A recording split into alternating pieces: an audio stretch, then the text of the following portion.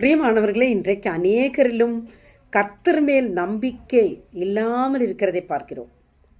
So நம்பிக்கை இருக்குன்னு சொல்லுவாங்க. பட் ஏதாவது ஒரு சின்ன விஷயம் வந்தாவே அவங்களுக்கு கர்த்தர் மேல் உள்ள நம்பிக்கை இல்லாமல் போய்விடுகிறது. எரேமியா 17ஆம் அதிகாரம் 7வது வசனம் இப்படியாக சொல்லப்படுகிறது. கர்த்தர் மேல் நம்பிக்கை வைத்து கர்த்தரே தன் நம்பிக்கையாக கொண்டிருக்கிற மனுஷன் பாக்கியவான். அப்போ கர்த்தர் மேல் முழு நம்பிக்கையோடு இருக்கிற மனுஷனுக்கு பேர் என்னங்க? பாக்கியவான்.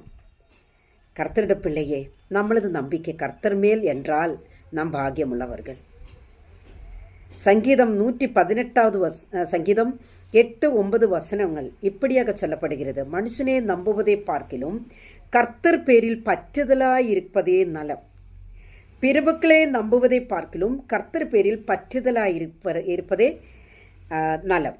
பிரியமானவர்களே, மனுஷர் நம்மை கைவிடுவார், ஆனால் கர்த்தரோ நம்மை கைவிட மாட்டார். அவர் நம்மை சேர்த்து கொள்வார். எத்தனை பேர் நம்பிக்கையாக இருக்கிறீங்க? முழு நம்பிக்கையோடு கர்த்தருடைய சமூகத்தில் இருங்க. பெரிய ஆசீர்வாதங்கள் கர்த்தர் நமக்காக தருவார். ஆமென்.